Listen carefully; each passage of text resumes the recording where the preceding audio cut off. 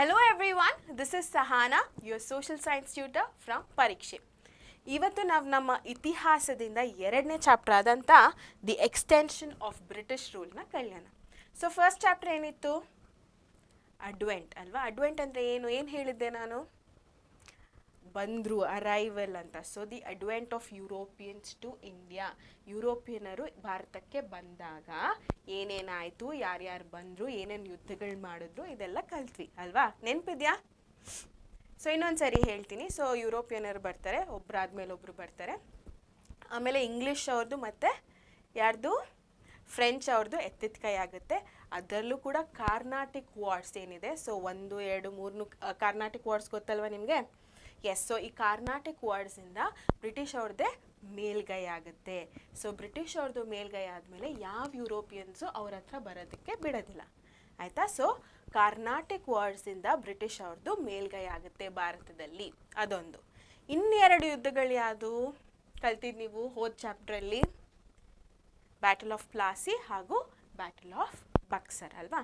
So ಈ ಎರಡೂ ಯುದ್ಧಗಳಿಂದ ಬೆಂಗಾಲ್ ಪ್ರದೇಶ ಏನಿದೆ, ಆ ಇಡೀ ಬೆಂಗಾಲ್ ಪ್ರದೇಶ ಅವ್ರ ಅಸ್ತಿತ್ವಕ್ಕೆ ಬಂತು.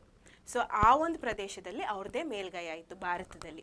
ಸೊ ಇನ್ಯಾರು ಯುರೋಪಿಯನರು ಯಾರು ಇರಲಿಲ್ಲ, ಬರೀ ಇವರೇ ಇದ್ದಿದ್ದು. ಬಟ್ ಬರೀ ಆ ಒಂದು ಪಾರ್ಟಲ್ಲಿ ಮಾತ್ರ ಅವ್ರದ್ದೇ ಮೇಲ್ಗೈ ಇದ್ದಿದ್ದು, ಮಿಕ್ಕಿದ ಯಾವುದ್ರಲ್ಲೂ ಇರಲಿಲ್ಲ. ಯಾಕಪ್ಪ ಅಂತ ಅಂದರೆ, ಸೊ ಈ ಬೆಂಗಾಲ್ ಪ್ರದೇಶ ಎಲ್ಲಿ ಬರುತ್ತೆ? North eastern part. ಸೊ ಈ ಕಡೆ ಅವ್ರದ್ದು ಮೇಲ್ಗೈ ಇತ್ತು. ಈ ಕಡೆ ವೆಸ್ಟಿಗೆ ಬಂದಾಗ, ನಾರ್ತ್ ವೆಸ್ಟರ್ನ್ ಪಾರ್ಟ್ಸಿಗೆ ಬಂದಾಗ, ಅಥವಾ ನಮ್ಮ ಸೌತಿಗೆ ಬಂದಾಗ ಇಲ್ಲೆಲ್ಲ ಅವ್ರದ್ದೇನು ನಡೀತಾ ಇರಲಿಲ್ಲ. ಬಿಕಾಸ್ ಅಲ್ಲಿ ವೆರಿ ವೆರಿ ವೆರಿ ಸ್ಟ್ರಾಂಗ್ ಆಗಿದ್ದಂಥ ರಾಜುಗಳಿದ್ರು. ಸೌತಿಗೆ ಬಂದಾಗ ಟಿಪ್ಪು ಸುಲ್ತಾನು, ಹೈದರಾಲಿ, ಆಮೇಲೆ ಈ ಕಡೆ ಮಹಾರಾಷ್ಟ್ರದ ಕಡೆ ಹೋದಾಗ ಪೇಶ್ವಾಜು, ಮರಾಠಾಸ್ ಯಾರಿದ್ರು ಪೇಶ್ವಾಜು, ಅವ್ರು ತುಂಬ ಸ್ಟ್ರಾಂಗ್ ಆಗಿದ್ರು. ಇನ್ನೊಂದು ಚೂರು ಮೇಲೆ ಹೋದಾಗ ನಾರ್ತ್ ವೆಸ್ಟರ್ನ್ ಪಾರ್ಟ್ ಆ ಕಡೆ ಹೋದಾಗ ಸಿಖ್ರಿದ್ರು, ರಂಜಿತ್ ಸಿಂಗ್. ಸೊ ಅವ್ರ ಬಗ್ಗೆ ಈ ಒಂದು ಚಾಪ್ಟ್ರಲ್ಲಿ ತಿಳಿತೀರಾ. ಸೊ ರಂಜಿತ್ ಸಿಂಗ್ ಅನ್ನೋ ಒಬ್ಬ ಮಹಾನ್ ರಾಜ ಇದ್ರು. ಸೊ ಈ ಒಂದು ಇಷ್ಟು ಸ್ಟ್ರಾಂಗ್ ಆಗಿದ್ದಂಥ ರಾಜ್ಯಗಳಿದ್ದಿದ್ದರಿಂದ ಸೊ ಬ್ರಿಟಿಷ್ ಅವ್ರಿಗೆ ಇಲ್ಲೆಲ್ಲ ಅವ್ರದ್ದೊಂದು ಅಸ್ತಿತ್ವ ಸ್ಥಾಪನೆ ಮಾಡೋಕ್ಕಾಗೋದಿಲ್ಲ, ಬರೀ ಅಲ್ಲಿ ಮಾತ್ರ ಇತ್ತು. ಅವ್ರು ಸುಮ್ಮನೆ ಇರ್ತಾರಾ? ಅಷ್ಟೆಲ್ಲ ಕಷ್ಟಪಟ್ಟು ಭಾರತಕ್ಕೆ ಬಂದು ಬರೀ ಒಂದು ಪಾರ್ಟ್ ಮಾತ್ರ ನನ್ನ ಅಸ್ತಿತ್ವದಲ್ಲಿದೆ, ಬೇರೆದೆಲ್ಲ ನನ್ನ ಅಸ್ತಿತ್ವದಲ್ಲಿ ಇಲ್ಲ ಅಂತ ಅಂದಾಗ ಅವ್ರು ಸುಮ್ಮನೆ ಇರ್ತಾರಾ? ಇಲ್ಲ. ಅವ್ರು ಎಷ್ಟೇ ಸ್ಟ್ರಾಂಗ್ ಆಗಿದ್ದರೂ ನಾನು ಯುದ್ಧ ಮಾಡಿ ಇಡೀ ಭಾರತ ನನ್ನ ವಶಕ್ಕೆ ಪಡಿಸ್ಕೋತೀನಿ ಅಂತ ಅನ್ಕೋತಾರೆ, ಆಯಿತಾ? ಸೊ ಆ ಥರ ಅಂದ್ಕೊಂಡಾಗ 2 ಪಾಲಿಸೀಸ್ ಬರುತ್ತೆ ಅವರ ಒಂದು ತಲೆಯಲ್ಲಿ. ಯಾವುದದು ಅಂತ ಅಂದರೆ ಸಬ್ಸಿಡರಿ ಅಲೈನ್ಸ್ ಮತ್ತು ಡಾಕ್ಟ್ರಿನ್ ಆಫ್ ಲ್ಯಾಪ್ಸ್. ಸೊ ಇವೆರಡನ್ನ ಕನ್ನಿಂಗ್ ಪಾಲಿಸೀಸ್ ಅಂತಲೇ ಹೇಳ್ತೀವಿ. ಕನ್ನಿಂಗ್ ಅಂದರೆ ಗೊತ್ತಲ್ವ ಮಕ್ಕಳೇ? ಕುತಂತ್ರ ಅಂತ. ಪಾಲಿಸೀಸ್ ಅಂತ ಅಂದರೆ ನೀತಿ. ಸೊ ಒಂದು ನೀತಿನ ಹೇಳ್ತಾರೆ, ಅದು ಕುತಂತ್ರವಾಗಿರುತ್ತೆ. ಸೊ ಅವ್ರಿಗೆ ಅನುಕೂಲವಾಗಿರುತ್ತೆ, ಅವರ ಒಂದು ಸ್ವಾರ್ಥಕ್ಕೋಸ್ಕರ ಭಾರತೀಯರ ಮೇಲೆ ಬಿಡೋ ಅಂಥ ಒಂದು ಯಂತ್ರ ಅದು. ಅರ್ಥ ಆಗ್ತಾ ಇದೆಯಾ? ಸೊ ಯಾವ 2 ಪಾಲಿಸೀಸು? ಸಬ್ಸಿಡರಿ ಅಲೈನ್ಸ್ ಹಾಗೂ ಡಾಕ್ಟ್ರಿನ್ ಆಫ್ ಲ್ಯಾಪ್ಸ್. ಸೊ ಈ ಒಂದು 2 ಪಾಲಿಸೀಸಿಂದ ಎಕ್ಸ್ಟೆನ್ಷನ್ ಆಫ್ ಬ್ರಿಟಿಷ್ ರೂಲ್ ಮಾಡ್ಕೋತಾರೆ. ಅಂದರೆ ಅವರ ಒಂದು ಬ್ರಿಟಿಷ್ ರೂಲ್ ಏನಿದೆ ಅದನ್ನು ಭಾರತದ ಇಡೀ ವಿಸ್ತರಣೆ ಮಾಡ್ಕೋತಾರೆ. ಅರ್ಥ ಆಗ್ತಾ ಇದೆಯಾ? ಸೊ ಈ ಒಂದು 2 ಪಾಲಿಸೀಸ್ ಬಗ್ಗೆ ಆ್ಯಂಡ್ ಅದನ್ನು ಯಾರು ಸ್ಟಾರ್ಟ್ ಮಾಡಿದ್ರು, ಅದು ಸ್ಟಾರ್ಟ್ ಆದಮೇಲೆ ಭಾರತದಲ್ಲಿ ಏನೇನು ಬದಲಾವಣೆಗಳಾಯಿತು ಅನ್ನೋದನ್ನು ನಾವು ಈ ಒಂದು ಚಾಪ್ಟರ್ನ ಮೂಲಕ ತಿಳಿತೀವಿ. ಸೊ ನಾನು ಆಲ್ರೆಡಿ ಹೇಳಿದೆ ಪಾಲಿಸೀಸ್ ಇದೆ ಅಂತ. So the very first policy subsidiary alliance, and ಇದನ್ನು ಸ್ಟಾರ್ಟ್ ಮಾಡಿದವರು ಲಾರ್ಡ್ ವೆಲ್ಲೆಸ್ಲಿ. ಸೊ ಈ ಒಂದು ಟಾಪಿಕ್ ಬಗ್ಗೆ ನಮ್ಮ ಇವತ್ತಿನ ವಿಡಿಯೋ, ಆಯಿತಾ? ಇವತ್ತಿನ ವಿಡಿಯೋದಲ್ಲಿ ಯಾವ್ಯಾವ ಟಾಪಿಕ್ಸ್ನ ಕವರ್ ಮಾಡ್ತೀವಿ ಅಂತ ನೋಡೋಣ. ಫಸ್ಟ್ ಬಂದ್ಬಿಟ್ಟು, ಸೊ ಇದು ನಿಮ್ಮ ಫಸ್ಟ್ ಈ ಒಂದು ಚಾಪ್ಟರ್ನ ಫಸ್ಟ್ ವಿಡಿಯೋ ಆಗಿರೋದ್ರಿಂದ why are we studying this chapter, ಆಯಿತಾ? So why are we studying this chapter. So ನಮ್ಮ ಈ ಚಾಪ್ಟರ್ ಯಾಕೆ ಓದ್ತಾ ಇದ್ದೀವಿ, ಯಾಕೆ ಇಂಪಾರ್ಟೆಂಟ್ ಈ ಚಾಪ್ಟರ್ ಅನ್ನೋದನ್ನು ಕಲಿತೀವಿ. And who is Lord Wellesley? So ನಾನು ಪ್ರೀವಿಯಸ್ ಸ್ಲೈಡಲ್ಲಿ ಹಾಕಿದ್ದೆ ಲಾರ್ಡ್ ವೆಲ್ಲೆಸ್ಲಿ ಸಬ್ಸಿಡರಿ ಅಲಯನ್ಸ್ ಅಂತ. ಸೊ ಈ ಲಾರ್ಡ್ ವೆಲ್ಲೆಸ್ಲಿ ಅನ್ನೋರು ಯಾರು ಅನ್ನೋದನ್ನು ತಿಳ್ಕೊತೀವಿ. Policies of expansion, what is subsidiary alliance, features of subsidiary alliance, effects of subsidiary alliance, revision ಇರುತ್ತೆ, ರೀಕಾಲ್ ಅದು, ಆ್ಯಂಡ್ PYQP ಅಂತ ಅಂದರೆ previous year question paper. So previous year question ಪೇಪರಿಂದ ಈ ಒಂದು ಟಾಪಿಕ್ ಮೇಲೆ ಯಾವುದಾದ್ರೂ ಒಂದು ಕ್ವೆಶ್ಚನ್ ಬಂದಿದೆ, ಸೊ ಅದನ್ನು ಇಲ್ಲಿ ತೋರಿಸ್ತೀನಿ ಆ್ಯಂಡ್ ನೀವು ಆನ್ಸರ್ ಮಾಡಲೇಬೇಕು. Okay, yes. So why are we studying this chapter? ಯಾಕಪ್ಪ ಅಂತ ಅಂದರೆ, ಸೊ ಮುಖ್ಯವಾಗಿ ಡೆಫಿನೆಟ್ಲಿ ಇತಿಹಾಸ ತಿಳ್ಕೊಳ್ಳೋದು ಇಂಪಾರ್ಟೆಂಟ್ ಆಗುತ್ತೆ ಮಕ್ಕಳೇ. ಸೊ ನಾವು ಭಾರತದಲ್ಲಿ ಹುಟ್ಟಿ ಭಾರತದ ಇತಿಹಾಸ ತಿಳ್ಕೊಳ್ಳೋದು ತುಂಬಾ ಇಂಪಾರ್ಟೆಂಟ್ ಆಗುತ್ತೆ. ನಾನು ಇದನ್ನು ಪ್ರತಿಯೊಂದು ಕ್ಲಾಸಲ್ಲೂ ಮೆನ್ಷನ್ ಮಾಡ್ಕೊಂಡು ಬಂದಿದ್ದೀನಿ.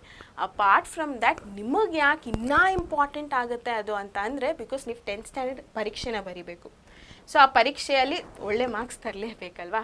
ಸೊ ಹಾಗಾಗಿ ಈ ಒಂದು ಚಾಪ್ಟರ್ ಓದಿದ್ರೆ ನಿಮಗೆ ಖಂಡಿತವಾಗ್ಲೂ 3 ಮಾರ್ಕ್ಸ್ ಬಂದೇ ಬರುತ್ತೆ, ಆಯಿತಾ. ಸೊ ಈ ಒಂದು ಪಾಠದಿಂದ ಎಷ್ಟು ಮಾರ್ಕ್ಸ್ ಇದೆ? 3 ಮಾರ್ಕ್ಸ್ ಬರುತ್ತೆ. ಆ್ಯಂಡ್ ಅದು ಹೆಂಗೆ ಡಿವೈಡ್ ಆಗುತ್ತೆ ಅಂತ ಅಂದರೆ ಹೇಳೋಕ್ಕಾಗೋದಿಲ್ಲ. 1 ಮಾರ್ಕ್ ಆದರೂ ಇರ್ಬೋದು, 1 ಮಾರ್ಕ್ 3 ಇರ್ಬೋದು, 2 ಮಾರ್ಕು 1 ಮಾರ್ಕ್ ಇರ್ಬೋದು, ಅಥವಾ ಬರೀ 3 ಮಾರ್ಕ್ಸ್ದು ಕೂಡ ಇರ್ಬೋದು, ಆಯಿತಾ. ಸೊ ಕ್ವೆಶನ್ಸ್ ಹೇಗಾದರೂ ಫ್ರೇಮ್ ಮಾಡ್ಬೋದು. ಸೊ ಹಾಗಾಗಿ ನೀವು 1 ಮಾರ್ಕ್ 2 ಮಾರ್ಕ್ 3 ಮಾರ್ಕ್ ಈ ಒಂದು ಮಾರ್ಕ್ಸ್ ಏನಿದೆ ಅಕಾರ್ಡಿಂಗ್ಲಿ ನೀವು ಓದ್ಕೊಂಡು ಹೋಗಬೇಕು.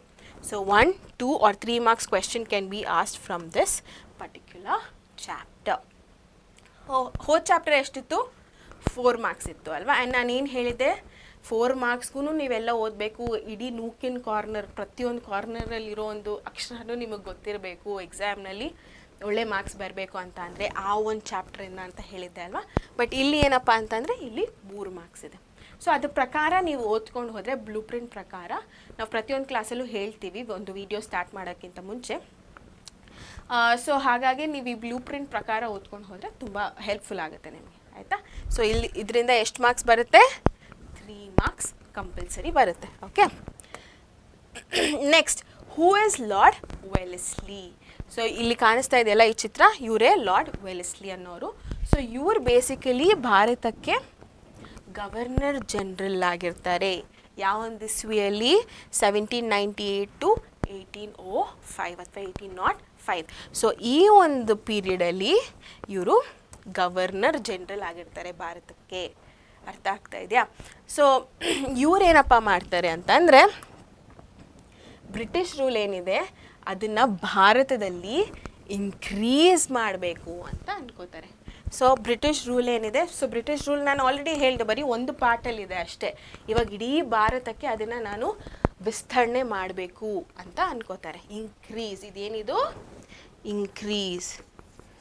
ಸೊ ಬ್ರಿಟಿಷ್ ರೂಲ್ ಏನಿದೆ ಇದನ್ನು ಇನ್ಕ್ರೀಸ್ ಮಾಡಬೇಕು ಅಂತ ಅನ್ಕೋತಾರೆ ಭಾರತದಲ್ಲಿ. ಸೊ ಅದು ಅವರ ತಲೆಯಲ್ಲಿ ಇರುತ್ತೆ, ಆಯಿತಾ. ಆ್ಯಸ್ ಅ ಗವರ್ನರ್ ಜನರಲ್ ನಾನು ಏನು ಮಾಡಬೇಕು, ನನ್ನ ಕೆಲಸ ಏನು ಅನ್ನೋದನ್ನು ಅವರು ತಿಳ್ಕೊತಾರೆ ಆ್ಯಂಡ್ ಅದನ್ನು ಮಾಡ್ತಾರೆ ಕೂಡ, ಆಯಿತಾ.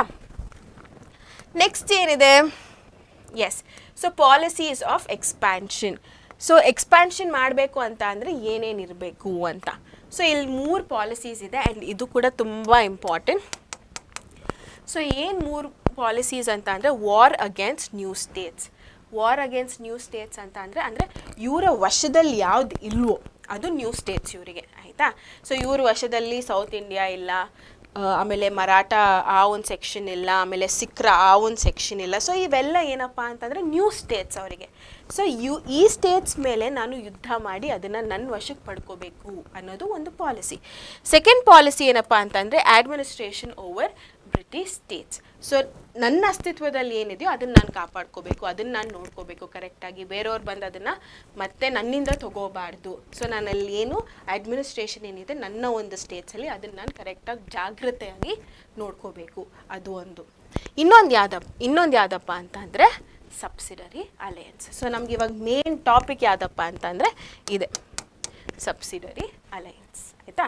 ಸೊ 3 ಪಾಲಿಸೀಸ್ ಏನು? ಪಾಲಿಸೀಸ್ ಆಫ್ ಎಕ್ಸ್ಪ್ಯಾನ್ಷನ್ ಅಂದರೆ ನಾನು ವಿಸ್ತರಣೆ ಮಾಡೋದಕ್ಕೆ 3 ನೀತಿಗಳನ್ನ ಅವನು ಹೇಳ್ತಾನೆ. ಅದು ಯಾವ್ದು ಅಂತ ಅಂದರೆ, ವಾರ್ ಅಗೇನ್ಸ್ಟ್ ನ್ಯೂ ಸ್ಟೇಟ್, ಹೊಸ ಸ್ಟೇಟ್ಗಳಂದರೆ ನನ್ನ ಅಸ್ತಿತ್ವದಲ್ಲಿಲ್ಲ, ಅದು ಇವಾಗ ನನ್ನ ಅಸ್ತಿತ್ವಕ್ಕೆ ಬರಬೇಕು. ಸೊ ಹಾಗಾಗಿ ನಾನು ಯುದ್ಧ ಮಾಡಬೇಕು. ಇನ್ನೊಂದು ಏನಪ್ಪ ಅಂತಂದರೆ, ನನ್ನ ಅಸ್ತಿತ್ವದಲ್ಲಿರೋದನ್ನು ನಾನು ಕಾಪಾಡ್ಕೋಬೇಕು.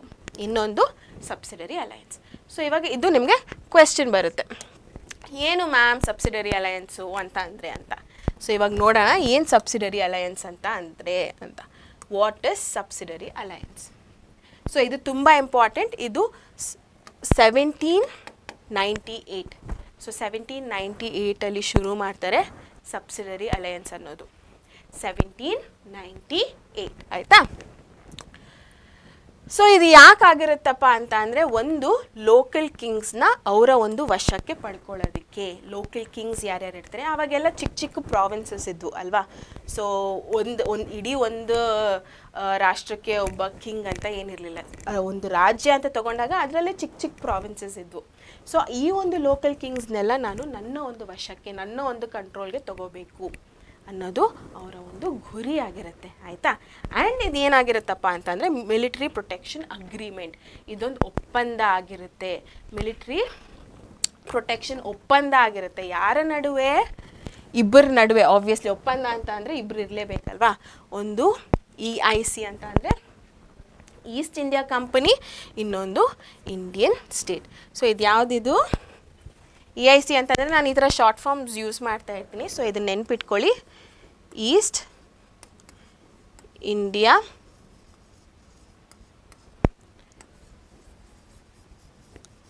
ಕಂಪನಿ, ಆಯಿತಾ. ಸೊ ಇದು ಒಂದು ಒಪ್ಪಂದ ಆಗಿರುತ್ತೆ. ಸಬ್ಸಿಡರಿ ಅಲಯನ್ಸ್ ಅನ್ನೋದು ಯಾರ ಮಧ್ಯೆ? ಈಸ್ಟ್ ಇಂಡಿಯಾ ಕಂಪನಿ ಹಾಗೂ ಇಂಡಿಯನ್ ಸ್ಟೇಟ್ನ ಮಧ್ಯೆ. ಸೊ ಈ ಥರ ಒಪ್ಪಂದ ಮಾಡಿಕೊಂಡು ಅವನ ಒಂದು ಗುರಿ ಏನಾಗಿರುತ್ತೆ? ಚಿಕ್ಕ ಚಿಕ್ಕ ಕಿಂಗ್ಸ್ ಯಾರಿದ್ದಾರೆ, ರಾಜ್ಯಗಳು ಯಾರಿದ್ದಾರೆ, ಅವರೆಲ್ಲ ನನ್ನ ಒಂದು ವಶಕ್ಕೆ ಬರಬೇಕು ಅನ್ನೋದು ಅವರ ಒಂದು ಗುರಿಯಾಗಿರುತ್ತೆ, ಆಯಿತಾ. ಅದು ಬಂದ್ಬಿಟ್ಟು ಸಬ್ಸಿಡರಿ ಅಲಯನ್ಸ್. ಅರ್ಥ ಆಯ್ತಾ? Yes. So features of subsidiary alliance. So features of subsidiary alliance ಅಂದರೆ ಏನು? ಇದ್ರ ಕೆಳಗಡೆ ಕೆಲವೊಂದು ಪಾಯಿಂಟ್ಸ್ ಇದೆ ಮಕ್ಕಳೇ. ಸಬ್ಸಿಡರಿ ಅಲಯನ್ಸ್ ಅಂದರೆ ಇದಿದು ಅಂತ, ಅದನ್ನು ನಾವು ಫೀಚರ್ಸ್ ಅಂತ ಹೇಳ್ತೀವಿ. ಅಂದರೆ ಇದ್ರ ಕೆಳಗಡೆ ಏನೇನಿದೆ, ಬೇಸಿಕಲಿ ಏನೇನು ಮಾಡಬೇಕು ಅನ್ನೋದನ್ನು ನಾವು ಫೀಚರ್ಸ್ ಆಫ್ ಸಬ್ಸಿಡರಿ ಅಲಯನ್ಸ್ ಅಂತ ಹೇಳ್ತೀವಿ. ಆ್ಯಂಡ್ ಇದು ಎಕ್ಸಾಮ್ ಪರ್ಸ್ಪೆಕ್ಟಿವಿಂದ like very very very important. ನಾನು ಹೇಳ್ತಾ ಇದ್ದೀನಿ, ತುಂಬ ಅಂದರೆ ತುಂಬ important. And it is like a must question. So ಕೆಲವೊಂದು ಮಸ್ಟ್ ಕ್ವೆಶನ್ಸ್ ಇರುತ್ತೆ, ಇದು ಅಥವಾ ಇದು ಪಕ್ಕಾ ಕೊಡ್ತಾರೆ. ಸೊ ಅದರಲ್ಲಿ ಒಂದಾದಂಥ ಒಂದು question features of subsidiary alliance. ದಯವಿಟ್ಟು ಕಾನ್ಸಂಟ್ರೇಟ್ ಮಾಡಿ ಆ್ಯಂಡ್ ಕಂಪಲ್ಸರಿ ಹೋಮ್ವರ್ಕ್ ಕೂಡ ಮಾಡಿ, ಮತ್ತೆ ಹೋಗಿ ಓದ್ಕೊಳ್ಳಿ, ಆಯಿತಾ. ಅದೇ homework. Yes. So first feature ಬಂದ್ಬಿಟ್ಟು, the Indian kings had to keep the British army in their kingdom. So ಇದು ಎಲ್ಲೋ ಅಲ್ಲಿ ಮಾರ್ಕ್ ಮಾಡಿರೋದೆಲ್ಲ ಕೀವರ್ಡ್ಸ್ ಅಂತ. ಸೊ ಅದು ನೀವು ಸ್ವಲ್ಪ ಜಾಸ್ತಿ ಲೈಕ್ ನೋಡಿ ತಿಳ್ಕೊಂಡ್ರೆ ಈ ಒಂದು ಪಾಯಿಂಟ್ಸ್ ನೆನ್ಪಿಟ್ರೆ ಸೊ ಇಡೀ ಸೆಂಟೆನ್ಸ್ನ ನೀವು ಬರಿಬೋದು ಅನ್ನೋ ಒಂದು ಇದರಲ್ಲಿ ಉದ್ದೇಶದಲ್ಲಿ ನಾನು ಡಬಲ್ ಕಲರ್ ಹಾಕಿದ್ದೀನಿ ಅಲ್ಲಿ. So that is main points. So ಇಲ್ಲಿ ಏನಪ್ಪ ವಿಷಯ ಅಂತಂದರೆ, ಇಂಡಿಯನ್ ಕಿಂಗ್ಸ್ ಯಾರಿದ್ದಾರೆ ಅವರು ಬ್ರಿಟಿಷ್ ಆರ್ಮಿನ ಅವರ ಒಂದು ಕಿಂಗ್ಡಮಲ್ಲಿ ಇಟ್ಕೋಬೇಕಿತ್ತು, ಅವರ ಒಂದು ರಾಜ್ಯದಲ್ಲಿ ಇಟ್ಕೋಬೇಕಿತ್ತು, ಆಯಿತಾ. ಸೊ ಬ್ರಿಟಿಷ್ ಅವ್ರು ಎಲ್ಲಿರಬೇಕು? ಬ್ರಿಟಿಷ್ ಅವ್ರ ಆರ್ಮಿ ಆಗಿರ್ಬೋದು ಅಥವಾ ಯಾರೇ ಒಬ್ರು ಆಗಿರ್ಬೋದು, ಅವರ ಒಂದು ಕಿಂಗ್ಡಮಲ್ಲಿ ಇಟ್ಕೋಬೇಕು ತಾನೇ, ಅದು ಅವರ ಒಂದು ರೆಸ್ಪಾನ್ಸಿಬಿಲಿಟಿ ಆಗಿರುತ್ತೆ. ಬಟ್ ಇಲ್ಲಿ ಏನಿದು ಇಲ್ಲ, ನಮ್ಮ ಒಂದು ಬ್ರಿಟಿಷ್ ಆರ್ಮಿ ಇವ್ರನ್ನೆಲ್ಲನೂ ನೀವೇ ಸಾಕಬೇಕು, ನೀವೇ ನೋಡ್ಕೋಬೇಕು ಅಂತ ಹೇಳ್ತಾರೆ, ಆಯಿತಾ, ಬ್ರಿಟಿಷ್ ಅವರು. ಸೊ ಏನಿದು, ಫಸ್ಟ್ ಆಫ್ ಆಲ್ ನಾನು ಪಾಲಿಸಿನೇ ಕನ್ನಿಂಗ್ ಪಾಲಿಸಿ ಅಂತ ಹೇಳಿದ್ದೀನಿ. ಆ್ಯಂಡ್ ಅದ್ರ ಕೆಳಗಡೆ ಇರೋ ಫೀಚರ್ಸು ಆಬ್ವಿಯಸ್ಲಿ ಕನ್ನಿಂಗ್ ಇರುತ್ತೆ ಅಲ್ವಾ. ಆಬ್ವಿಯಸ್ಲಿ ಅವರ ಒಂದು ಸ್ವಾರ್ಥಕ್ಕೋಸ್ಕರ ಮಾಡಿರೋ ಅಂಥ ಒಂದು ಪಾಲಿಸೀಸ್ ಇರುತ್ತೆ ಇದು, ರೈಟ್. ಸೊ ಇದರಿಂದ ನಮಗೇನು ಉಪಯೋಗ ಆಗ್ತಾಯಿತ್ತು? ಏನೂ ಇಲ್ಲ, ಬಟ್ ಅವ್ರಿಗೆ ಉಪಯೋಗ ಆಗ್ತಾಯಿತ್ತು ನೋಡಿ. ಸೊ ಏನಿದು, ಇಂಡಿಯನ್ ಕಿಂಗ್ಸು ಬ್ರಿಟಿಷ್ ಆರ್ಮಿನ ಅವರ ಒಂದು ಕಿಂಗ್ಡಮ್, ಅವರ ಒಂದು ರಾಜ್ಯದಲ್ಲಿ ಅವ್ರನ್ನ ಇಟ್ಕೋಬೇಕಿತ್ತು. ಸೊ ಅವ್ರಿಗಂತ ಸ್ಪೆಸಿಫಿಕ್ ಆಗಿ ಬ್ರಿಟಿಷ್ ಅವ್ರು ಯಾವುದೇ ಒಂದು ಜಾಗ ಕೊಟ್ಟಿರಲಿಲ್ಲ, ಹೋಗಿ ಇವ್ರ ಜಾಗದಲ್ಲೇ ಇರಿ ಅಂತ ಹೇಳ್ತಾಯಿದ್ರು, ಆಯಿತಾ. ಅರ್ಥ ಆಯ್ತಾ? ಸೊ ಈ ಒಂದು ಇಮೇಜಸ್ನ ನೆನ್ಪಿಟ್ಕೊಳ್ಳಿ.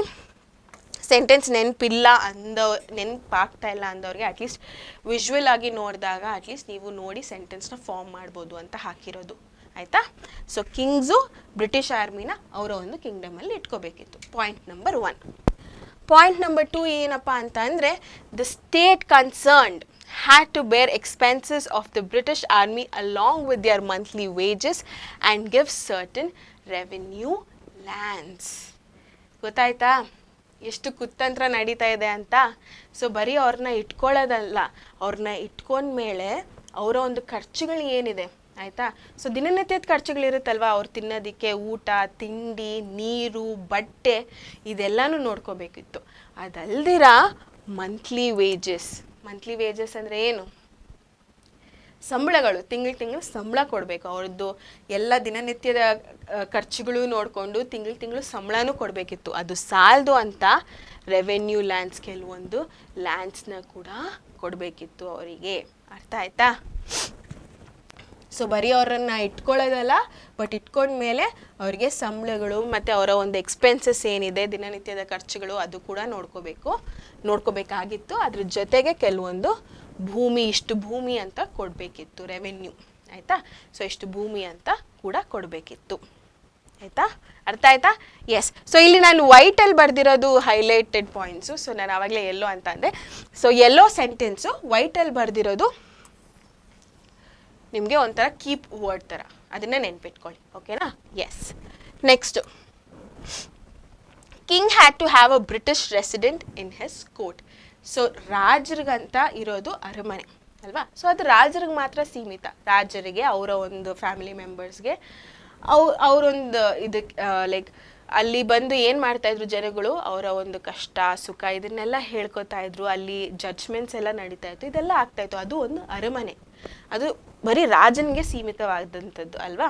ಬಟ್ ಏನಪ್ಪ ಅಂತಂದರೆ, ಅವನ ಒಂದು ಅರಮನೆಯಲ್ಲಿ ಬ್ರಿಟಿಷ್ ರೆಸಿಡೆಂಟ್ ಅಂದರೆ ಬ್ರಿಟಿಷ್ ಅವ್ರಿಗೆ ಒಂದು ಜಾಗ, ಒಂದು ಕೋಣೆ ಅದನ್ನು ಕೊಡಬೇಕಿತ್ತು. ಸೊ ಹೊರಗಡೆಯಿಂದ ಬಂದಂಥ ಬ್ರಿಟಿಷ್ ಅವರಿಗೆ ಜಾಗ ಎಲ್ಲೂ ಇರ್ತಾ ಇರಲಿಲ್ಲ, ಇದ್ರೂ ಅವರ ಒಂದು ಜಾಗದಲ್ಲಿ ಕೊಡ್ತಾ ಇರಲಿಲ್ಲ. ಯಾಕಂದರೆ ಆಬ್ವಿಯಸ್ಲಿ ಆವಾಗಿನ ಕಾಲದಲ್ಲಿ ಅರಮನೆಗಳು ಎಷ್ಟು ದೊಡ್ಡದಾಗಿ, ಎಷ್ಟು ಚೆನ್ನಾಗಿತ್ತು, ಎಷ್ಟೊಂದು ಫೆಸಿಲಿಟೀಸ್ ಇತ್ತಲ್ವಾ? ಸೊ ಹಾಗಾಗಿ ಒಂದು ಬ್ರಿಟಿಷ್ ರೆಸಿಡೆಂಟ್ನ ನೀವು ತಪ್ಪದೆ ಇಟ್ಟಿರಬೇಕು. ಸೊ ನಮ್ಮವ್ರು ಯಾರಾದರೂ ಬಂದಾಗ, ದೊಡ್ಡವ್ರ ಆಫೀಸರ್ಸ್ ಯಾರಾದರೂ ಬಂದಾಗ ಬಂದು ನಿಮ್ಮ ಹತ್ರನೇ ಇರ್ತಾರೆ. ಸೊ ಇದು ಒಂದು ಪಾಲಿಸಿ. ಆಯಿತಾ? ಸೊ ಏನು ಮಾಡಬೇಕಿತ್ತು, ಕಿಂಗ್ ಅಂದರೆ ರಾಜನ ಅರಮನೆಯಲ್ಲಿ ಒಂದು ಕೋಣೆ ಅವ್ರಿಗೋಸ್ಕರ ಸೀಮಿತವಾಗಿ ಇಡಬೇಕಿತ್ತು, ಬ್ರಿಟಿಷ್ ರೆಸಿಡೆಂಟ್ ಮಾಡಬೇಕಿತ್ತು. ಆಯಿತಾ? ಸೊ ಇದು ಮೂರನೇದು.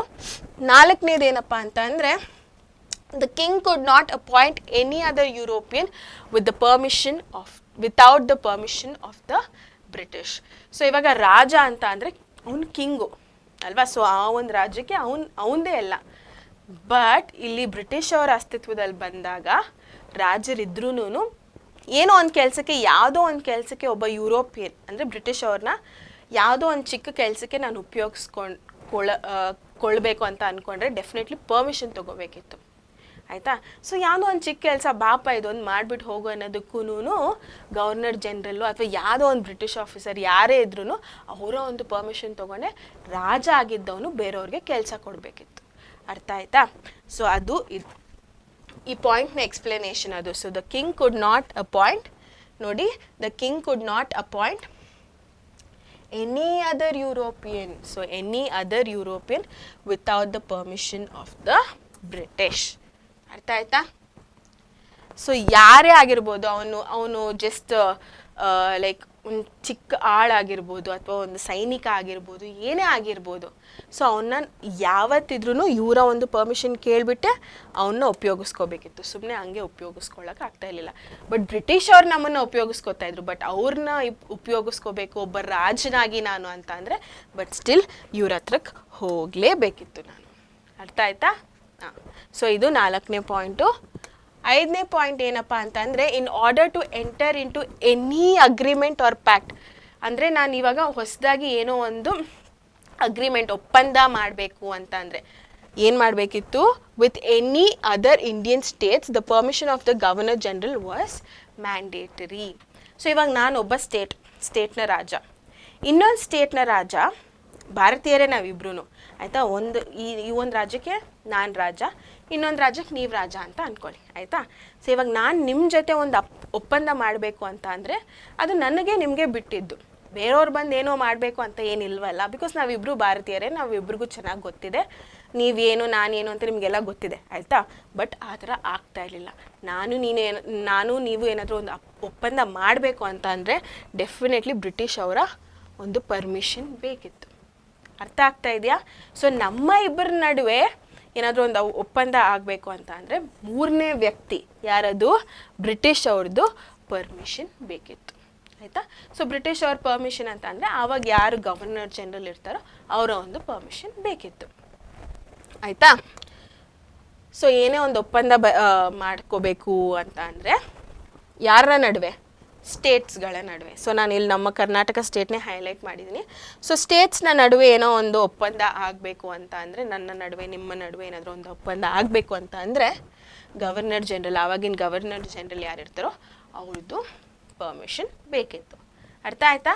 ಸೊ ಇಲ್ಲಿ ಏನು ಮಾಡೋಕ್ಕೆ ಹೊರಟಿದ್ದಾರೆ ಇವರು, ಪ್ರತಿಯೊಂದರಲ್ಲೂ ನಾನು ಇರಬೇಕು, ನೀವು ಏನೇ ಒಂದು ಚಿಕ್ಕ ಕೆಲಸ ಮಾಡಿದ್ರು ಅದು ನನಗೆ ಗೊತ್ತಾಗಬೇಕು, ಆಯಿತಾ, ಆ್ಯಂಡ್ ಅದು ನನಗೆ ಅನುಕೂಲವಾಗಿರಬೇಕು ಅನ್ನೋದೇ ಈ ಒಂದು ಸಬ್ಸಿಡರಿ ಅಲಯನ್ಸ್, ಆಯಿತಾ. ಸೊ ಇನ್ನೊಂದು ಲಾಸ್ಟ್ ಪಾಯಿಂಟ್ ಇದೆ. ಸೊ ಏನಪ್ಪ ಇದು ಅಂತ ಅಂದರೆ, in return for all these services, so ನಾನು ಇಷ್ಟೊತ್ತು ಹೇಳಿದ್ನಲ್ವಾ, ಪರ್ಮಿಷನ್ ತೊಗೋಬೇಕು, ಆರ್ಮಿನ ನೋಡ್ಕೋಬೇಕು, ಅವ್ರಿಗೆ ಸಂಬಳಗಳು ಕೊಡಬೇಕು, ಬ್ರಿಟಿಷ್ ರೆಸಿಡೆಂಟ್ ಇರಬೇಕು. ಸೊ ಇಷ್ಟೆಲ್ಲ ಸರ್ವಿಸಸ್ ಮಾಡೋದ್ರಿಂದ ದ ಕಂಪನಿ ವುಡ್ ಆಫರ್, ನಾನು ಏನು ಹೇಳಿದೆ, ಇದೊಂದು ಒಪ್ಪಂದ ಇಂಡಿಯನ್ ಸ್ಟೇಟ್ ಹಾಗೂ ಈಸ್ಟ್ ಇಂಡಿಯಾ ಕಂಪನಿ ಮಧ್ಯೆ ಅಂತ ಅಲ್ವಾ. ಸೊ ಇಂಡಿಯನ್ ಸ್ಟೇಟ್ ಅವ್ರು ಇಷ್ಟೆಲ್ಲ ಮಾಡಿದ್ರೆ ಕಂಪನಿ ಏನು ಮಾಡ್ತಾ ಇತ್ತು, protection to the state from any internal or external aggression. So ನಿಮಗೆ ಒಂದು ಪ್ರೊಟೆಕ್ಷನ್ನ ಕೊಡ್ತಾಯಿದ್ರು. ನಿಮ್ಮ ನಡುವಲ್ಲೇ ಏನಾದರೂ ಒಂದು ಜಗಳ ಆದರೆ, ಅಥವಾ ಬೇರೆಯವ್ರು ಯಾರಾದರೂ ಬಂದು ನಿಮ್ಮನ್ನ ಅಕ್ವೈರ್ ಮಾಡಬೇಕು ಅಂತ ಏನಾದರೂ ಯುದ್ಧಗಳು ಅದೋ ಇದೋ ಏನಾದರೂ ಮಾಡಿದರೆ ನಾವು ನಿಮ್ಗೆ ಸಪೋರ್ಟ್ ಇಡ್ತೀವಿ ಅಂತ ಬ್ರಿಟಿಷ್ ಅವ್ರು ಒಂದು ಈಸ್ಟ್ ಇಂಡಿಯಾ ಕಂಪನಿ ಒಂದು ಹಾಮಿನ ಕೊಡುತ್ತೆ, ಆಯಿತಾ. ಸೊ ನೀವು ಇಷ್ಟೆಲ್ಲ ನಮಗೆ ಮಾಡ್ತಾ ಇರಬೇಕಾದ್ರೆ ನಾವು ನಿಮಗೆ ಪ್ರೊಟೆಕ್ಷನ್ನ ಕೊಡ್ತೀವಿ ಅಂತ ಹೇಳ್ತಾರೆ, ಆಯಿತಾ. ಸೊ ಏನು ಹೇಳ್ತಾರೆ, ಸೊ ನಾವು ಅಗ್ರೆಷನ್ ಏನೇ ಆದ್ರೂ, ಅಲ್ಲಿ ಏನೋ ಒಂಥರ ಗೊಂದಲ ಆದ್ರೂ ನಿಮ್ಮ ನಡುವೆನೇ ಅಥವಾ ಹೊರಗಿಂದ ಇಂಟರ್ನಲ್ ಆರ್ ಎಕ್ಸ್ಟರ್ನಲ್ ಅಗ್ರೆಷನ್ ಗೊಂದಲಗಳಾದರೆ ನಾವು ನಿಮಗೆ ಪ್ರೊಟೆಕ್ಷನ್ನ ಕೊಡ್ತೀವಿ ಅಂತ ಹೇಳ್ತಾರೆ. ಇದು 6ನೇ ಪಾಯಿಂಟು ಆ್ಯಂಡ್ ಲಾಸ್ಟ್ ಪಾಯಿಂಟ್. ಅರ್ಥ ಆಯ್ತಾ ಮಕ್ಕಳೇ? ಇದು ಸಬ್ಸಿಡರಿ ಅಲೈನ್ಸ್. ಸೊ ನಿಮ್ಗೆ ಅನಿಸ್ತಾ ಇಲ್ವಾ ಇವಾಗ, ಹೌದಪ್ಪ ಮ್ಯಾಮ್ ಹೇಳಿದ ಕರೆಕ್ಟ್, ಇದು ಕನ್ನಿಂಗ್ ಪಾಲಿಸಿ ಅಂತ ಅನ್ನಿಸ್ತಾ ಇಲ್ವಾ? ಅನ್ನಿಸ್ತಾ ಇದೆ ಅಲ್ವಾ? ಎಸ್. ಸೊ ಈ 6 ಪಾಯಿಂಟ್ಸು ನೀವು ತಿಳ್ಕೊಳ್ಳೋದು ಎಷ್ಟು ಇಂಪಾರ್ಟೆಂಟ್ ಅಂತ ಅಂದರೆ, ಲೈಕ್ ಹಿಂಗಿದ್ರು ಬ್ರಿಟಿಷ್ ಅವರು ಅಂತ ತಿಳ್ಕೊಳ್ಳೋದು ಒಂದು. ಇನ್ನೊಂದು ಏನಪ್ಪ ಅಂತಂದರೆ exam point of view. So compulsory question ಇದು, okay. Yes. So effects of subsidiary alliance. So ಇಷ್ಟೆಲ್ಲ ಮಾಡಿದ್ಮೇಲೆ ಏನೋ ಒಂದು ಎಫೆಕ್ಟ್ ಆಗಿರಬೇಕಲ್ವ ಭಾರತದ ಮೇಲೆ, ಏನೋ ಒಂದು ರಿಸಲ್ಟ್ ಆದರೆ ತೋರಿಸ್ಬೇಕಲ್ವ ಭಾರತ. ಸೊ ಅದೇನಪ್ಪ ಅಂತ ಅಂದರೆ, ಫಸ್ಟು ಬಂದ್ಬಿಟ್ಟು Indian states under control economic exploitation. So ಅವ್ರು ಏನು ಅಂದ್ಕೊಂಡಿದ್ರು, ಈ ಚಿಕ್ಕ ಸ್ಟೇಟ್ಸ್ ಏನಿದೆ, ರಾಜ್ಯಗಳು ಯಾರಿದ್ದಾರೆ ಅವರೆಲ್ಲ ನಮ್ಮ ಕಂಟ್ರೋಲಿಗೆ ಬರಬೇಕು ಅಂತ ಅನ್ಕೋತಾರ ಇಲ್ವಾ?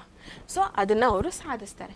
So Indian states under control and economic exploitation. So ಆರ್ಥಿಕವಾಗಿ ತುಂಬ ಗೊಂದಲ ಸ್ಟಾರ್ಟ್ ಆಗಿಬಿಡುತ್ತೆ. ಸೊ ಆರ್ಥಿಕವಾಗಿ ನಾವು ತುಂಬ ಕಮ್ಮಿ ಆಗ್ತಾ ಹೋಗ್ತೀವಿ, ಅರ್ಥ ಆಗ್ತಾಯಿದೆಯಾ? ಸೊ ಬೆಳವಣಿಗೆ ಏನೂ ಇರೋದಿಲ್ಲ, ಸೊ ಲಾಸಲ್ಲಿ ಇರ್ತೀವಿ ಅಂತ, ಅದು ಎಕ್ಸ್ಪ್ಲಾಯ್ಟೇಷನ್, ಆಯಿತಾ. ಸೊ ಎಕನಾಮಿಕ್ ಎಕ್ಸ್ಪ್ಲಾಯ್ಟೇಷನ್ ಆಗುತ್ತೆ ಪ್ರತಿಯೊಬ್ಬರಿಗೂ. ಆ್ಯಂಡ್ ಇಂಡಿಯನ್ ಸ್ಟೇಟ್ಸ್ ಏನಿದೆ ಅದೆಲ್ಲ ಅವರ ಒಂದು ಕಂಟ್ರೋಲಿಗೆ ಹೋಗುತ್ತೆ, ಅವರ ಒಂದು ವಶಕ್ಕೆ ಹೋಗುತ್ತೆ, ಅದೊಂದು ರಿಸಲ್ಟ್ ಆಗುತ್ತೆ.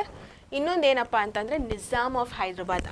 ಮತ್ತು ಇದೂ ಒಂದು ಇಂಪಾರ್ಟೆಂಟ್ ಕ್ವೆಶ್ಚನ್ನು, 1 ಮಾರ್ಕ್ ಕೇಳೋವಂಥ ಸಾಧ್ಯತೆಗಳು ಜಾಸ್ತಿ ಇದೆ. Nizam of Hyderabad first to enter into an agreement. So ಈ ಒಂದು ಅಗ್ರಿಮೆಂಟ್ ಬಂದಾಗ, ಸಬ್ಸಿಡರಿ ಅಲಯನ್ಸ್ ಅನ್ನೋ ಒಂದು ಅಗ್ರಿಮೆಂಟ್ ಬಂದಾಗ, Nizam of Hyderabad, so Hyderabad state, so ಅಲ್ಲಿದ್ದಂಥ ರಾಜ ನಿಜಾಮು ಅವ್ರು ಫಸ್ಟು ಸೈನ್ ಮಾಡಿ, ಸರಿ ನಾನು ಸಬ್ಸಿಡರಿ ಅಲಯನ್ಸ್ಗೆ ಒಪ್ಕೋತೀನಿ ಅಂತ ಹೇಳ್ತಾರೆ, ಆಯಿತಾ. ಆ್ಯಂಡ್ ಇದು important for a 1 mark question. Yes. So ಇದ್ರ ಜೊತೆಗೆ ಬರೀ ನಿಜಾಮ್ ಆಫ್ ಹೈದ್ರಾಬಾದ್ ಅಲ್ಲ, ಇದ್ರ ಜೊತೆಗೆ ಇನ್ನೂ ಕೆಲವೊಂದು ಪ್ಲೇಸಸ್ ಇದೆ ಯಾರು ಈ ಒಂದು ಅಗ್ರಿಮೆಂಟ್ಗೆ ಒಪ್ಕೊಂಡ್ರು ಅಂತ. ಸೊ ಅದನ್ನೆಲ್ಲ ನಾನು ಇವಾಗ ನಿಮಗೆ ಮ್ಯಾಪಲ್ಲಿ ತೋರಿಸ್ತೀನಿ, ಸೊ ನಿಮ್ಗೆ ಈಸಿ ಆಗುತ್ತೆ ಅಂತ. ಸೊ ಫಸ್ಟ್ ಬಂದ್ಬಿಟ್ಟು ತಂಜಾವೂರು, ಆಯಿತಾ. ಸೊ ನಾನು ಕೆಳಗಿಂದ ಹೋಗ್ತಾ ಇದ್ದೀನಿ. ತಂಜಾವೂರು, ಆರ್ಕಾಟ್, ಥರ್ಡ್ ಬಂದ್ಬಿಟ್ಟು ಹೈದ್ರಾಬಾದ್. ಸೊ ಇವ್ರು ಬೇಸಿಕಲಿ ಫಸ್ಟ್ ಇರ್ತಾರೆ ಅಗ್ರಿಮೆಂಟ್ನ ಸೈನ್ ಮಾಡೋದಕ್ಕೆ, ಆಯಿತಾ. So it is Hyderabad. ಅದಾದಮೇಲೆ ಬರೋದು ನಿಮಗೆ ಮೈಸೂರು, ಆ್ಯಂಡ್ ದೆನ್ ಪುಣೆ ಬರುತ್ತೆ, ಆಯಿತಾ. ಅದಾದಮೇಲೆ ಬೇರಾರ್, ಗ್ವಾಲಿಯರ್, ಅವಧ್ ಅಥವಾ ಔದ್ ಅಂತ ಕೂಡ ಕರಿತೀವಿ, ಅಥವಾ ಅವಧ್, ಎರಡೂ ಒಂದೇ. ಆ್ಯಂಡ್ ಮರಾಠ, ಅಂದರೆ ಇವಾಗ ಮಹಾರಾಷ್ಟ್ರ ಸ್ಟೇಟ್ ಏನಿದೆ, ಈ ಒಂದು ಸ್ಟೇಟು ಮರಾಠಾಸ್ ಯಾರಿದ್ದಾರೆ, ಪೇಶ್ವಾಸು, ಸೊ ಅವರು ಕೂಡ ಈ ಒಂದು ಒಪ್ಪಂದಕ್ಕೆ ಒಪ್ಕೋತಾರೆ. ಅರ್ಥ ಆಯ್ತಾ? ಸೊ ಯಾರ್ಯಾರು ಫಸ್ಟ್ ಬರೋದೇ ಹೈದ್ರಾಬಾದ್, ಇದನ್ನು ನೆನ್ಪಿಟ್ಕೊಳ್ಳಿ. ಅದಾದಮೇಲೆ ತಂಜಾವೂರು, ಆರ್ಕಾಟ್, ಮೈಸೂರು, ಪುಣೆ, ಬೇರಾರ್, ಗ್ವಾಲಿಯರ್, ಅವಧ್ ಹಾಗೂ ಮಹಾರಾಷ್ಟ್ರದ ಎಂಟೈರ್ ಮರಾಠಾಸ್ ಕೂಡ ಈ ಒಂದು ಅಗ್ರಿಮೆಂಟ್ಗೆ ಒಪ್ಕೋತಾರೆ. ಅರ್ಥ ಆಯ್ತಾ? ಸೊ ಇದು ಬಂದ್ಬಿಟ್ಟು effect. So local Kings states ಏನಿದೆ ಅವ್ರ ಕಂಟ್ರೋಲಿಗೆ ಬರುತ್ತೆ. ಆರ್ಥಿಕವಾಗಿ ತುಂಬ ಅಂದರೆ ತುಂಬ ತೊಂದರೆಗಳು ಸ್ಟಾರ್ಟ್ ಆಗುತ್ತೆ. ಸೊ ಲಾಸಲ್ಲಿ ಇರ್ತೀವಿ ನಾವು. And at the same time ಸುಮಾರು ಜನ ಚಿಕ್ಕ ಚಿಕ್ಕ ಸ್ಟೇಟ್ಸ್ ಏನೇನಿದೆ ಸೊ ಅವರೆಲ್ಲನೂ ಸಬ್ಸಿಡರಿ ಅಲಯನ್ಸ್ ಅಗ್ರಿಮೆಂಟ್ಗೆ ಒಪ್ಕೋತಾರೆ. ಆಯಿತಾ? ಎಸ್. ಸೊ ಕ್ವಿಕ್ಲಿ ಅಷ್ಟೇ ಇರೋದು ಈ ಒಂದು subsidiary alliance. So quickly will recall. So revision ಮಾಡೋಣ. ಸೊ ಇವ್ರು ಬಂದ್ಬಿಟ್ಟು ಲಾರ್ಡ್ ವೆಲೆಸ್ಲಿ. ಸೊ ಇವ್ರೇನು ಮಾಡ್ತಾರೆ, ಸಬ್ಸಿಡರಿ ಅಲಯನ್ಸ್ ಅನ್ನೋ ಒಂದು ಪಾಲಿಸಿ, ಒಂದು ನೀತಿನ ಸ್ಟಾರ್ಟ್ ಮಾಡ್ತಾರೆ. ಆ್ಯಂಡ್ ಅದು ಸ್ಟಾರ್ಟ್ ಮಾಡೋದು 1798 ಡೇಟ್ ನೆನ್ಪಿಟ್ಕೊಳ್ಳಿ, 1798. And then local kings under control. ಅವರ ಒಂದು ಗುರಿ ಏನಾಗಿರುತ್ತೆ, ಲೋಕಲ್ ಕಿಂಗ್ಸ್ನ ನಾನು ನನ್ನ ವಶಕ್ಕೆ ಪಡ್ಕೋಬೇಕು ಅನ್ನೋದೇ ಅವರ ಒಂದು ಗುರಿ ಆಗಿರುತ್ತೆ. ಆ್ಯಂಡ್ ಆ ಥರ ಮಾಡಿದಾಗ ಎಸ್ ಅದನ್ನು ಒಪ್ಕೊಂಡು ಫಸ್ಟ್ ಯಾರು ಒಪ್ಪಂದನ ಸೈನ್ ಮಾಡೋದು, ಅಗ್ರಿಮೆಂಟ್ನ ಸೈನ್ ಮಾಡೋದು ಅಂದರೆ Nizam of Hyderabad. So Lord Wellesley ಅವರು ಈ ಒಂದು ವಿಷಯಕ್ಕಾಗಿ ಅಂದರೆ ಲೋಕಲ್ ಕಿಂಗ್ಸ್ ನನ್ನ ಒಂದು ವಶಕ್ಕಿರಬೇಕು ಅಂತ 1798 ಸಬ್ಸಿಡರಿ ಅಲಯನ್ಸ್ನ ಸ್ಟಾರ್ಟ್ ಮಾಡ್ತಾರೆ. ಅಲಯನ್ಸ್ ಸ್ಟಾರ್ಟ್ ಮಾಡಿದ ಮೇಲೆ ಫಸ್ಟ್ ಅದಕ್ಕೆ ಒಪ್ಕೊಳ್ಳೋದು ಬಂದ್ಬಿಟ್ಟು ನಿಜಾಮ್ ಆಫ್ ಹೈದ್ರಾಬಾದ್. ಆಯಿತಾ? ಸೊ ಇದು ಫೀಚರ್ಸು. ಸೊ ಫೀಚರ್ಸ್ನ ನಾನು ಜಸ್ಟ್ ಒಂದು ಸಿಂಗಲ್ ಕೀವರ್ಡ್ಸ್ನ ಹಾಕಿದ್ದೀನಿ ನಿಮಗೆ ಈಸಿ ಆಗಲಿ ಅಂತ. ಅದು ಸೊ ಫಸ್ಟ್ ಬಂದ್ಬಿಟ್ಟು ಬ್ರಿಟಿಷ್ ಆರ್ಮಿ. ಸೊ ಏನು ನೆನಪಾಗುತ್ತೆ ಬ್ರಿಟಿಷ್ ಆರ್ಮಿ ಅಂದಿದ ತಕ್ಷಣ? ಎಸ್. ಸೊ ಬ್ರಿಟಿಷ್ ಆರ್ಮಿನ ಇಂಡಿಯನ್ ಕಿಂಗ್ಸ್ ಯಾರಿರ್ತಾರೆ ಅವರ ಒಂದು ಕಿಂಗ್ಡಮ್, ಅವರ ಒಂದು ರಾಜ್ಯದಲ್ಲಿ ಬ್ರಿಟಿಷ್ ಆರ್ಮಿನ ಇಟ್ಕೋಬೇಕಿತ್ತು. ಆ್ಯಂಡ್ ನೆಕ್ಸ್ಟ್ ಬಂದ್ಬಿಟ್ಟು ದುಡ್ಡಿದೆ. ಸೊ ಏನು? Yes, expenses and wages. So ಆ ಒಂದು ಆರ್ಮಿ ಸೋಲ್ಜರ್ಸ್ ಯಾರಿದ್ದಾರೆ, ಸೈನಿಕರು ಯಾರಿದ್ದಾರೆ, ಅವ್ರಿಗೆಲ್ಲ ದಿನನಿತ್ಯದ ಖರ್ಚುಗಳು and at the same time ತಿಂಗಳು ಸಂಬಳಗಳು ಕೂಡ ಕೊಡಬೇಕಿತ್ತು. ಆಯಿತಾ? ಅದು ಸೆಕೆಂಡ್ ಪಾಯಿಂಟ್. ಥರ್ಡ್ ಪಾಯಿಂಟ್ ಏನಿದೆ, ಅರಮನೆ ಇದೆ. ಒಂದು ಕೋಣೆ, ಅರಮನೆಯಲ್ಲಿರುವಂಥ ಒಂದು ಕೋಣೆ ಅದು. ಸೊ ಅದನ್ನು ಏನಂತ ಹೇಳ್ತೀವಿ? Yes, British resident. So British resident ಒಂದು ಡೆಫಿನೆಟ್ಲಿ ರಾಜರ ಅರಮನೆಯಲ್ಲಿ ಇರಬೇಕಿತ್ತು ಅಂತ ಅದೊಂದು. ನೆಕ್ಸ್ಟ್ ಪಾಯಿಂಟ್ ಏನಿದೆ, ಬ್ರಿಟಿಷ್ ಪರ್ಮಿಷನ್. ಏನೇನಿದೆ, ಸೊ ಒಬ್ಬ ಕಿಂಗು ಇನ್ನೊಬ್ಬ ಯುರೋಪಿಯನ್ನ ಏನಕ್ಕಾದರೂ ಒಂದು ಕೆಲಸಕ್ಕೆ ಉಪಯೋಗಿಸ್ಕೋಬೇಕು ಅಂತ ಅಂದರೆ ಬ್ರಿಟಿಷ್ ಆಫೀಸರ್ಸ್ ಯಾರಿರ್ತಾರೆ, ದೊಡ್ಡ ದೊಡ್ಡ ಆಫೀಸರ್ಸ್, ಅವರ ಒಂದು ಪರ್ಮಿಷನ್ನ ಕೇಳಲೇಬೇಕಿತ್ತು. ಆಯಿತಾ? ಅದು 4ನೇ ಪಾಯಿಂಟ್. 5ನೇ ಪಾಯಿಂಟ್ ಇಲ್ಲಿ ಸ್ಟೇಟ್ನ ತೋರಿಸ್ತಾ ಇದ್ದೀನಿ. ಸೊ ಒಂದು ಎಕ್ಸಾಂಪಲ್ ಕೂಡ ಕೊಟ್ಟಿದೆ, ಸ್ಟೇಟ್ ಅಗ್ರಿಮೆಂಟ್ ಗವರ್ನರ್ ಜನರಲ್. ಅಂದರೆ ನಾನು ನೀವು ಒಂದೇ ಡೆಫಿನೆಟ್ಲಿ ಇಂಡಿಯಾದವರು, ಬಟ್ ಬೇರೆ ಬೇರೆ ಸ್ಟೇಟ್ ಅವರು. ಬಟ್ ನಾನು ನೀವು ಒಂದು ಒಪ್ಪಂದಕ್ಕೆ ಬರಬೇಕು ಅಂತ ಅಂದರೆ ಬ್ರಿಟಿಷ್ ಗವರ್ನರ್ ಜನರಲ್ ಯಾರಿದ್ದಾರೆ ಅವರ ಒಂದು ಪರ್ಮಿಷನ್ ಕೇಳಬೇಕಿತ್ತು. ಆ್ಯಂಡ್ ಏನಪ್ಪ ಅಂತಂದರೆ ಇಷ್ಟೆಲ್ಲ ಸರ್ವಿಸಸ್ ನಾವು ಮಾಡೋದ್ರಿಂದ ಈಸ್ಟ್ ಇಂಡಿಯಾ ಕಂಪ್ನಿಯವ್ರು ಏನು ಮಾಡ್ತಾಯಿದ್ರು, ಪ್ರೊಟೆಕ್ಷನ್ನ ಕೊಡ್ತಾಯಿದ್ರು ಇಂಡಿಯನ್ ಸ್ಟೇಟ್ಸ್ಗೆ. ಸೊ ಇಂಟರ್ನಲ್ ಅಥವಾ ಎಕ್ಸ್ಟರ್ನಲ್ ಅಗ್ರೆಷನ್ ಏನಾಗುತ್ತೆ, ಸೊ ಏನಾದರೂ ಆದರೆ ಅದಕ್ಕೆ ನಾವು ಯಾವಾಗಲೂ ನಿಮಗೆ ಸಪೋರ್ಟಿವ್ ಆಗಿರ್ತೀವಿ, ನಿಮಗೆ ಪ್ರೊಟೆಕ್ಷನ್ನ ಕೊಡ್ತೀವಿ ಅಂತ ಒಂದು ಪ್ರಾಮಿಸ್ನ ಮಾಡ್ತಾರೆ. ಆಯಿತಾ? ಸೊ ಇದು ಫೀಚರ್ಸ್ ಆಫ್ ಸಬ್ಸಿಡರಿ ಅಲಯನ್ಸ್. ಅರ್ಥ ಆಯ್ತಾ? ಎಸ್.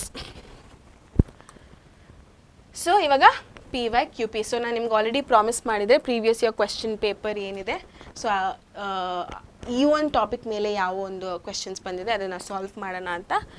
ಸೊ ನೋಡೋಣ ಇವಾಗ.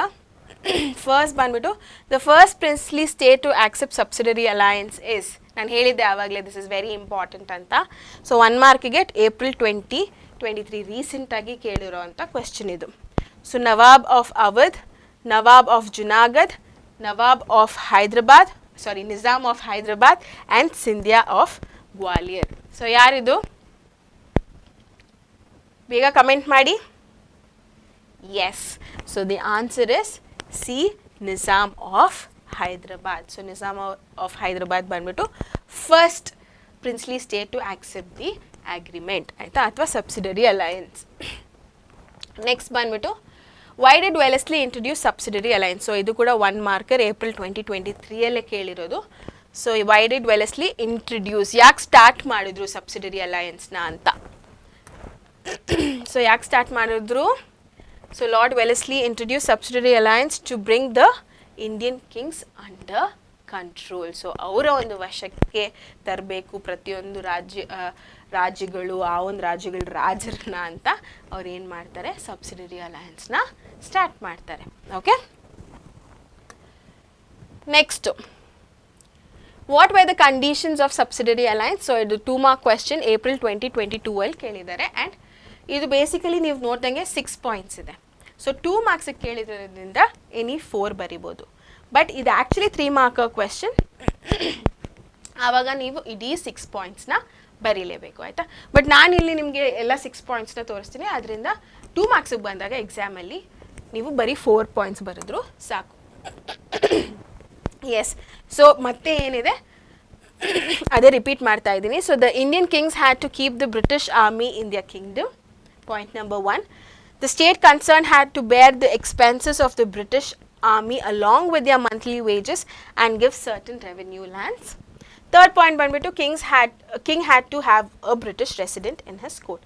ಸೊ ನೀವು ಎಕ್ಸಾಮಲ್ಲೂ ಅಷ್ಟೇ ಇಷ್ಟು ದೊಡ್ಡ ದೊಡ್ಡ ಸೆಂಟೆನ್ಸ್ ಇದ್ದಾಗ ಕೀವರ್ಡ್ಸ್ ಏನಿದೆ ಅದನ್ನು ಅಂಡರ್ಲೈನ್ ಮಾಡಿ ಟೈಮ್ ಇದ್ದರೆ, ಓಕೆನಾ. ಸೊ ನೀವು ಮತ್ತೆ ಪೇಪರ್ ಚೆಕ್ ಮಾಡ್ತಾ ಇರ್ತೀರಲ್ಲ, ಹಾಗೆ ಅಂಡರ್ಲೈನ್ ಮಾಡ್ಕೊಂಡು ಹೋಗಿ. ಸೊ ದ್ಯಾಟ್ ಅದು ಪ್ರೆಸೆಂಟೇಷನ್ ಕೂಡ ಚೆನ್ನಾಗಿರುತ್ತೆ. ಆ್ಯಂಡ್ ಟೀಚರ್ಗೆ ಕೂಡ ಕಣ್ಣಲ್ಲಿ ಹೋಗಿ ಬೇಗ ಬೇಗ ಕರೆಕ್ಟ್ ಮಾಡ್ತಾರೆ, ಫುಲ್ ಮಾರ್ಕ್ಸ್ ಕೊಡ್ತಾರೆ, ಆಯಿತಾ. ಸೊ ಅದೊಂದು ಟಿಪ್ಪು. ಆ್ಯಂಡ್ ಇನ್ನೂ 3 ಪಾಯಿಂಟ್ಸ್ ಇದೆ, ಹೇಳ್ಬೋದಾ ನೆಕ್ಸ್ಟ್ 3 ಪಾಯಿಂಟ್ಸ್ ಏನು ಅಂತ? Yes. So the king could not appoint any other European without the permission of the British. Next point, in order to enter into any agreement or pact with any Indian state, the permission of the Governor General was mandatory. Last point ಏನಪ್ಪ ಅಂತಂದರೆ, in return for all these services, the company would offer protection to the state from any internal or external aggression. So ಇಷ್ಟು ಪೂರ್ತಿ ಬರೀಬೇಕು ನೀವು. 2 marks ಕೇಳಿರೋದ್ರಿಂದ any 4. Otherwise, it is better you learn all the 6 points. Right? Yes. So ಇಲ್ಲಿಗೆ ಈ ಒಂದು topic ಏನಿದೆ ಇದನ್ನು complete ಮಾಡಿದ್ದೀನಿ. ಸೊ ಐ ಹೋಪ್ ನಿಮಗೆಲ್ಲ ಅರ್ಥ ಆಗಿದೆ ಅಂತ. ಸೊ ಇನ್ ಡೀಟೇಲ್ ಎಕ್ಸ್ಪ್ಲನೇಷನ್ ಕೊಟ್ಟಿದ್ದೀವಿ. ಆ್ಯಂಡ್ ನಾನು ಮತ್ತೆ ಹೇಳ್ತಾ ಇದ್ದೀನಿ, ಇದು ತುಂಬ ಅಂದರೆ ತುಂಬ ಇಂಪಾರ್ಟೆಂಟ್ ಕ್ವೆಶ್ಚನ್ ಆಗುತ್ತೆ ಎಕ್ಸಾಮ್ ಪಾಯಿಂಟ್ ಆಫ್ ವ್ಯೂಯಿಂದ. ಸೊ ಹಾಗಾಗಿ ಸ್ವಲ್ಪ ಜಾಸ್ತಿನೇ ಪ್ರಾಕ್ಟೀಸ್ ಮಾಡಿ, ಆಯಿತಾ. So till then, signing off Sahana. Stay tune to ಪರೀಕ್ಷೆ.